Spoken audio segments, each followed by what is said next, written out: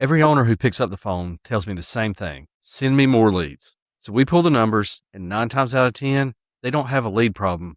They've got a leaking problem. You can lose a third of your customer base in a year and still post growth on paper because new sales really cover that hole. That's not growth. That's running in place with a bigger fuel bill. Welcome to Pest Control Marketing That Actually Works, the podcast for pest control operators who want real growth, not empty promises. I'm Adam Bennett. And I'm Elisabeth Pallante. We're from Cube Creative Design, and for over 20 years, we've helped pest control companies stop wasting money and start growing.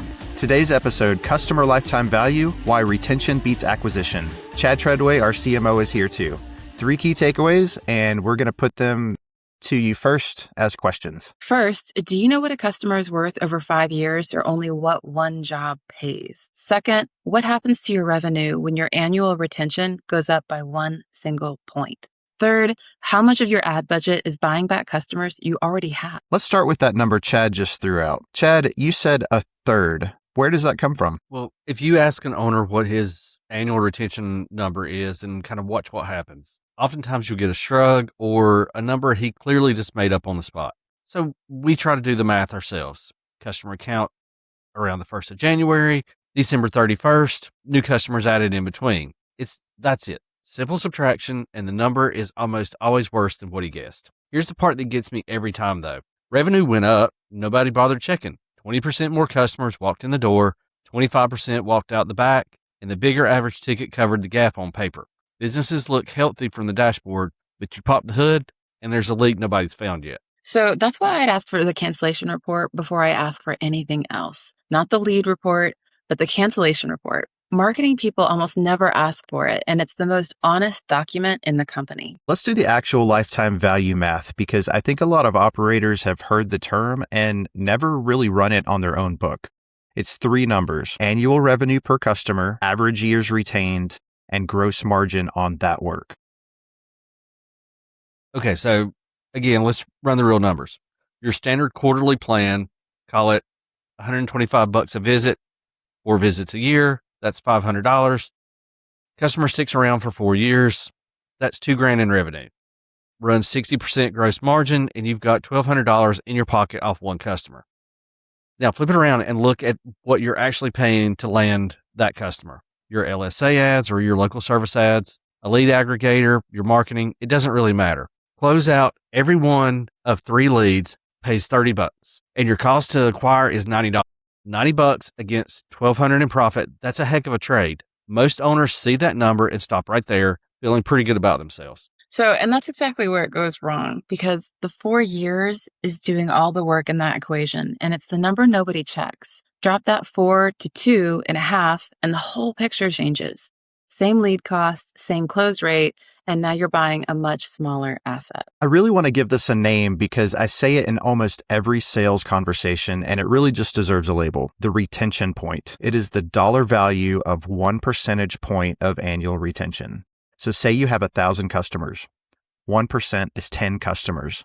Multiply 10 by your lifetime gross profit, $1,200 in Chad's example, and 1 point of retention is worth $12,000, not this year, but over the life of those 10 customers. Now, here is the version that gets every owner's attention. What did you spend on paid lead generation last year? $50,000? For $50,000 at $90 a customer, you bought 550 customers. If you lost 250 out the back door in the same year, you paid roughly $22,500 to replace customers you already had. That is replacement cost. It's the least glamorous line item in the business, and nobody puts it on a report.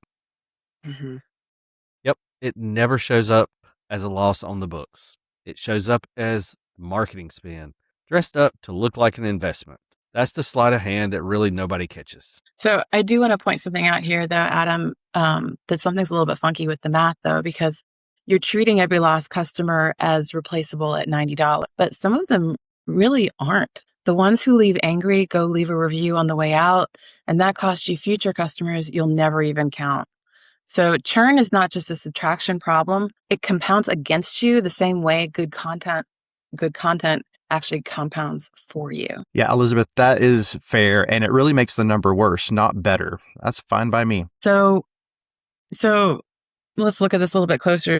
Cancellations aren't random, right? Not typically. Across the accounts we look at, they cluster in 4 places, and 3 of them are fixable without even touching your service delivery. So to break them down, number 1, right after the first year, when the introductory price rolls to the standard price and nobody warned them. Number 2, after a technician change, the customer had a relationship with a person, not a company, and nobody introduced a new person. Number 3, after a missed or rescheduled appointment with no proactive call. And then number 4 is silent churn on annual plans. Nobody cancels. The renewal just doesn't happen, and it takes you 8 months or more to notice that it happened. Number 4 would be the one that I would chase first. It's really the money sitting there for the taking. These customers never actually decided to leave. Nobody decided anything. You just quit asking, and eventually they quit answering. Yeah, the price increase is one where I really see the most self-inflicted damage. Owners raise the price and hide that from the conversation. They send an invoice with a new number and they just hope. That's not a pricing problem. That's really a communication problem. Yeah, and it's a website problem too, which is the part people don't typically expect. This is straight off the Cube score. Transparency and proof are 2 of the 6 sides, and they aren't just there to win the first sale. When a customer gets a price change and goes back to your site to figure out whether they're being taken advantage of, what do they find? On most pest control sites, nothing. No plan comparison, no explanation of what's included, no pricing at all. And that's pretty typical. About 90% of pest control companies still hide pricing entirely. That figure comes from Marcus Sheridan's work on buyer behavior. And we see it hold up almost exactly across the pest control sites we score, pretty much across the board. So companies that publish real pricing see 2 to 4 times the conversion lift. We've talked about this in previous episodes. That's a real number, 2 to 4 times the conversion lift by publishing your prices. That's Sheridan's number, and here's our twist on it. We found the bigger payoff is not on the first sale, it's on the 3rd year. Published pricing is a retention document that happens to also convert strangers. Right. So I'll say something that nobody really wants to hear. If your retention is under 70%, cut your lead spend. I'm not saying trim it, not reallocate it a little, cut it. Put the money into keeping who you've already got. Essentially, you've got a leaky bucket and you're out there buying a bigger hose trying to fill that bucket. Chad, I don't know. I disagree on this. I think that advice sounds clean in a podcast. It's very neat, but it could wreck a company in real life. This operator has a fixed payroll, right? 6 trucks and a route that has to stay full the next month. If you cut lead flow, then in 90 days, he's laying off a tech. And here's the thing about that. Retention work doesn't pay out in 90 days. It pays out in year 2 or year 3. So you're asking him to trade cash he needs now for margin he gets later, and he may not survive the gap. Right. But what's really happening is they're running on a treadmill. It works fine as long as he keeps buying new customers forever. At some point, somebody's got to say out loud, Yes, somebody should, just not to the guy who has to make payroll on Friday, right? I think ideally it's preferable to do both imperfectly and fix the retention side quarter by quarter over time. Y'all, I'm not going to pick a side here. And I really want to be honest why. So Chad, I really think you're right about the math. Elisabeth, I think you're right about the cash. What I actually see is that most owners can't afford to make the correct decision. And that's not really marketing failure. That's a capital problem. So I'm going to complicate our own advice while we're here just a little bit. Everything we just told you assumes the service is good. Retention marketing on top of a bad technician is just lipstick on what? A pig. If your customers are leaving because your work is bad, no email sequence fixes that, and we're not going to pretend otherwise. Go fix the work first, and then come back to this episode. Yeah. So here's the part that ties back to what this show argues every week. Your customer list is owned. Your content is owned. Your local pages are owned. Paid lead sources are rented, so your PPC. The day that you stop paying, they stop delivering, and you have nothing to show for the money. The list is the most owned thing you have, and it's the most neglected, honestly. Most operators could not send an email to their whole customer base today if they wanted to. The addresses are trapped in a field service software that nobody has ever exported them into a good email system to market back to your current customers. Yeah, absolutely. And the content you build for retention does double duty, which is the argument I make constantly. A page explaining what happens during a treatment, or why mice come inside in October, or what your quarterly plan actually covers. That page keeps an existing customer from feeling ignored. And it's exactly the kind of page that gets pulled into a ChatGPT or a Google AI overview answer when a stranger asks the exact same question. So it's important. One asset that does two different jobs. That's what compounding means. So a retargeting ad has one job and it ends when the budget ends. And that's it. Yep. So here's where I'm going to kind of break away from the tech bro crowd. There's a whole corner of the pest control world telling guys to wait till they hit $1 million in revenue before they touch any SEO or content. But every year you wait, you're choosing to rent instead of own. And the real cost isn't the invoice you dodged. It's 3 years of compounding you're never getting back. That clock doesn't wait on you. Yeah, one warning on the lifetime value math before we move on, because I've watched this go so badly. Do not use lifetime value to justify unlimited acquisition cost. The value comes in over 4 years. The invoice comes in this month. Owners get talked into a $300 cost per acquisition because the lifetime value is $1,200 and they can't make payroll in March. Lifetime value is a planning number, not a permission slip. Okay, so one thing to fix this week, pull your cancellation list for the last 12 months, just the count. Divide it by the customer count you started the year with.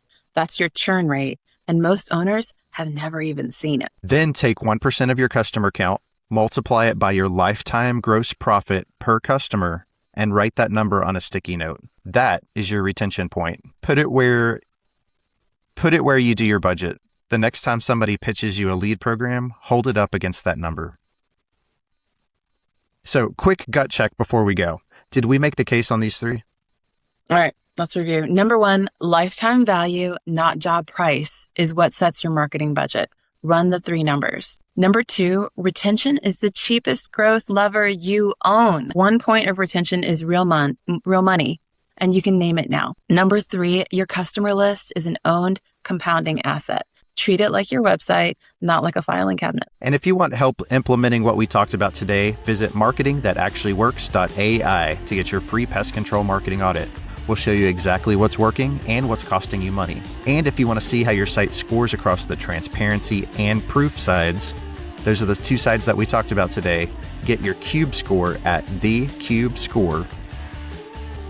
While you're there, download our pest control marketing checklist. It's the same 20-point checklist we use with every client. And subscribe to the show on Apple Podcasts, Spotify, or even Deezer so you don't miss next Tuesday's episode.